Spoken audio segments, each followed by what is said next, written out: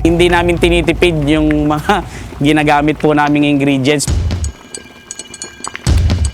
Ang best seller po namin yung beef wonton noodles, tsaka po yung wonton noodles. Tapos meron din po kaming mga rice meal. Ini-research namin kung ano yung tamang nilalagay na karne na meron po siyang taba, tsaka may kasamang litid. All-in-one, nandoon po sa isang karne. Yun, natuklasan naman po namin. Actually, noong una, mag-isa lang siya. Tapos pagbalik, kasama yung tropa. Sisigaw pa nga yung iba eh. Oh, bossing! Ito sinama ko na yung mga kaibigan ko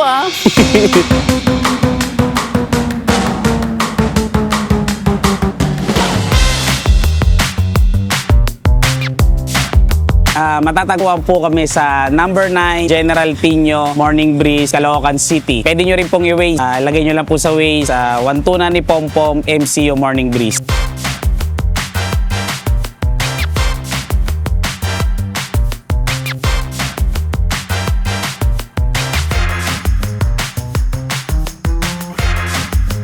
Nagbubukas po kami araw-araw. Ang opening time po namin ay 11 AM po hanggang 3 midnight madaling araw po.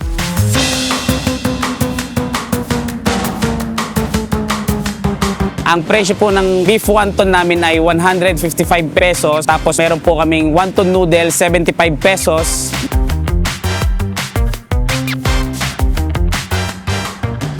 Ang mga customer po namin ay estudyante, pamilya, mga nagtatrabaho, mga magtotropa, tsaka mga magkakaibigan.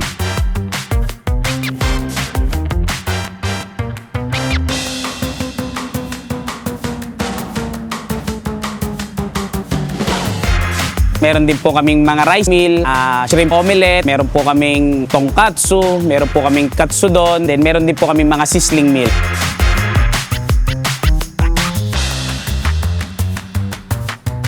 Panoorin niyo po ang kwento ng aming wantunan dito sa Tikim TV sa YouTube.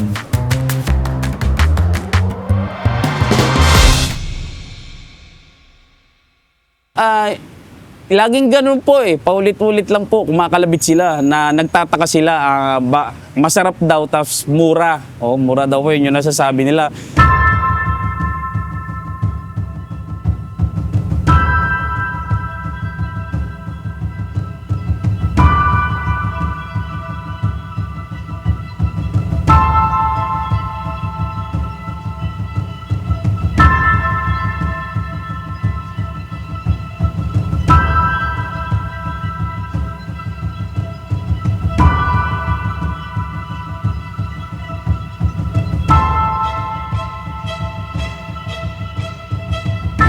Pero through YouTube lang din po, tsaka kaalaman ng mga iba kong kasama.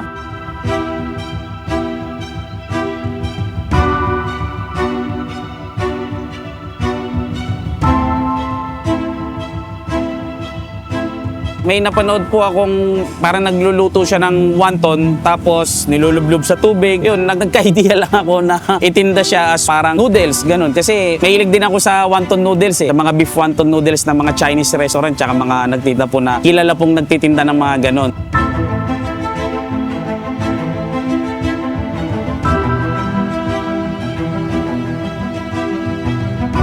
Tapos sa yung ginawa namin, tinry din po namin, pinagsama-sama namin, tapos nilagay yung sarsa pares. Ayun po, sa ngayon, yung sinasabi nilang kakaiba po ron sa beef wonton noodles na tinitinda namin.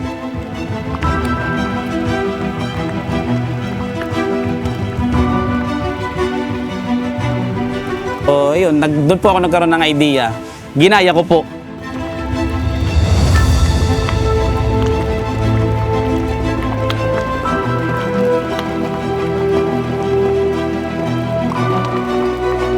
Nag-adapt ako sa mga traditional na beef wonton noodles. Tapos nag-adapt din po ako sa yung usual na pares na may malapot na sarsa.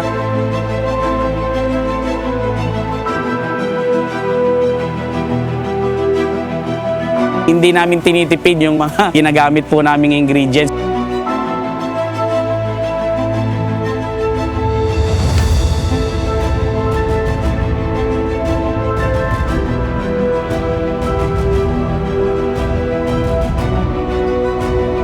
na mas maganda yung babalik-balikan ka dahil masarap at mura kaysa minsanan lang kakain dahil po pricey yung presyo. Mas prefer po namin na babalik-balikan kami kasi bukod sa nasasarapan po sila, kaya po ng budget nila.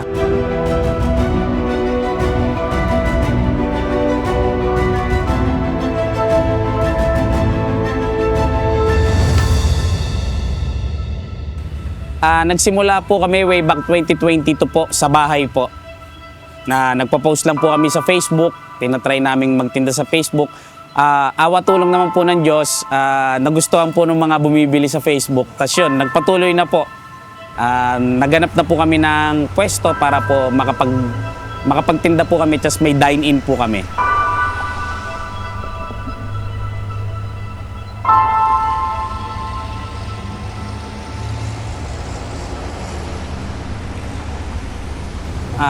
Nagsimula po homeless, ganun. 7 years old po kasi sa Luneta po ako nakatira. Dati po kasi akong dati akong pulubi. Lumaki po ako sa Luneta. Doon po ako natutong mamuhay mag-isa. Nung panahon na yon, maraming struggle na iniisip ko na kinukumpara ko yung sarili ko sa iba na sila may magandang buhay, ako wala.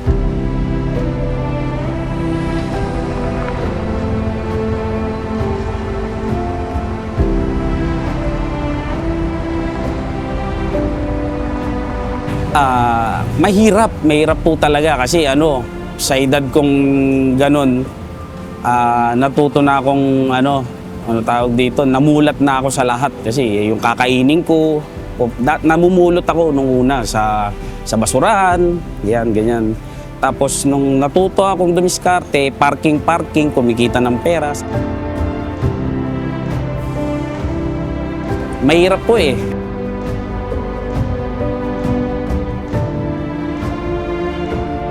Wala ho kaming makain, ganun, tapos wala pang matulugan, problemahin mo yung tutulugan mo.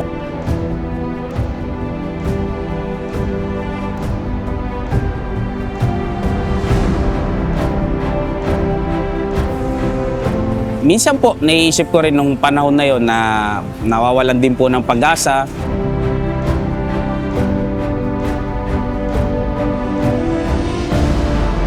Minsan, sa edad kong yon, naiisip ko bakit nangyayari sa akin yon, ganun.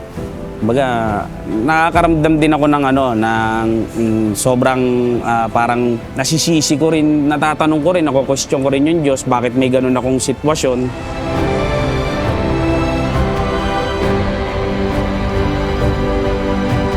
Actually, masalimuot po yung yung nangyari sa akin eh. Okay, kasama mo naman sa buhay po yun, pero nagpapatuloy lang po. Pero yun nga, siguro kaloob po talaga sa akin na mangyari sa akin yun. Siguro yun yung nagpatibay po sa akin eh. Kung uunahin mo yung lungkot, walang mangyayari po eh.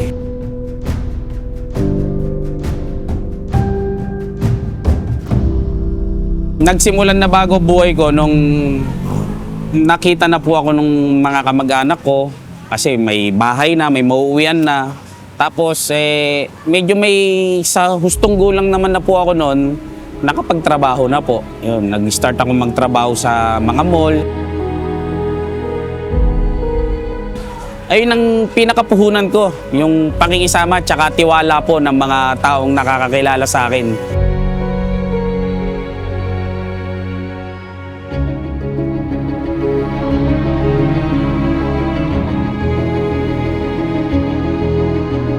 Lahat ng trabaho pinasok ko, factory, rider, crew, factory ng papel, kung ano pong, di ako namili kung ano po yung trabahong pwedeng pasukan, pinapasukan po. Para lang mabuhay, ganun, kasi may mga bayarin na.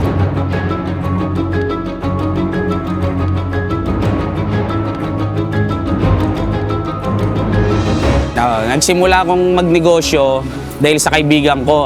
Shoutout po kay Intoy sa Bagong Baryo kay Ramil. Yan, siya po yung siya yung unang naging nagtiwala na nagbitaw ng pera para sa aming negosyo. Nagsosyo po kami. Oo, sosyo po kami nagtayo po kami ng maliit na kainan. Oo, awa tulong po ng Diyos ngayon. Okay na okay po kami. Oo.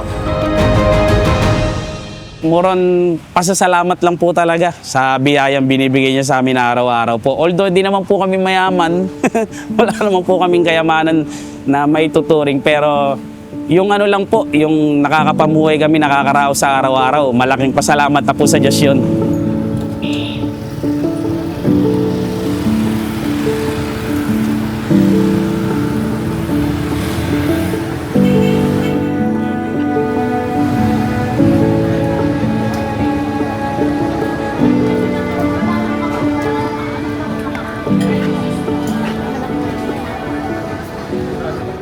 Ito po pala yung bago nating branch dito po sa Tondo. Bale, dito po to sa Velasquez Street. Corner po siya ng Baltasar tsaka po ng Panday Piray Street po. Bubukas po kami rito ng usually po alas 4 po ng hapon hanggang alas 3 po ng madaling araw po. Parehas lang po yung sineserve namin kung ano po yung meron sa MCU branch. Ganon din po yung meron dito sa Tondo.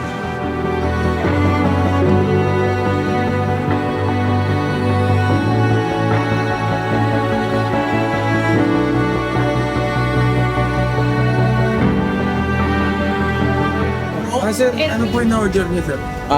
Yung in-order ko po is yung beef wonton noodles po nila. Ayun daw po kasi yung bestseller nila dito. Wonton at saka yung brisket. Yung may siomay na kasama. Affordable naman siya. Tapos madami yung serving nakikita ko sa mga bumibili rin dito. Para siyang natalo pa niya yung original Paris sa Retiro. Ayun ang lagi ko sinasabi. Price naman, ano lang siya, sakto lang, hindi kamahalan. Pwede para sa masa talaga. Yun nga, yung sabaw nga yung nagpasarap lalo kasi ang lasa sobra.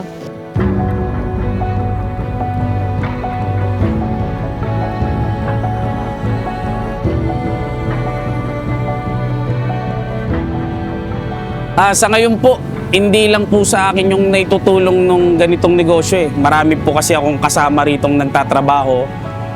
Mahigit 10 na ho yung kasama ko rito, kasama namin na nagtatrabaho. Natutulungan din yung mga pamilya nila. Yung iba may anak, yung iba para sa magulang. Sa amin din po, hindi na po ako nagtatrabaho. Ito na lang po yung source of income namin. Sa awa tulong ng Diyos, araw-araw po, nakakaraos naman po kami.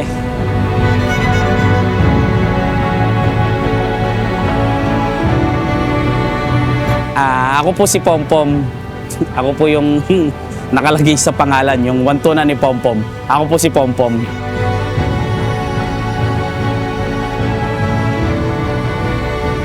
At ito ang aking kwento.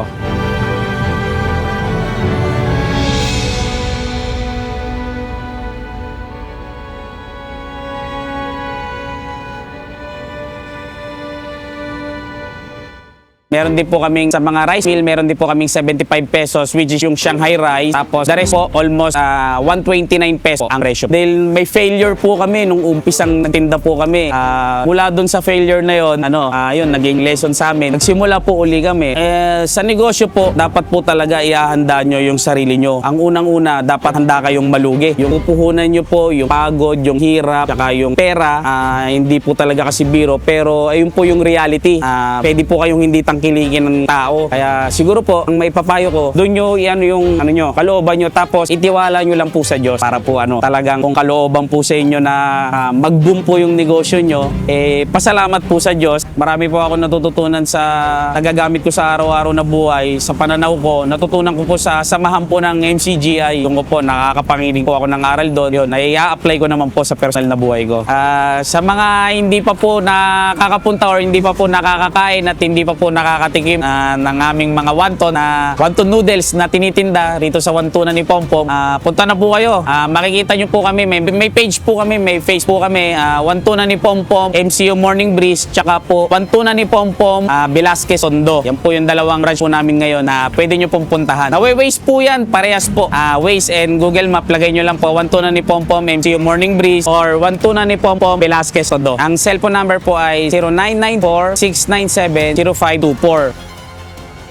For more inspiring food stories, please subscribe to Tikim TV YouTube channel.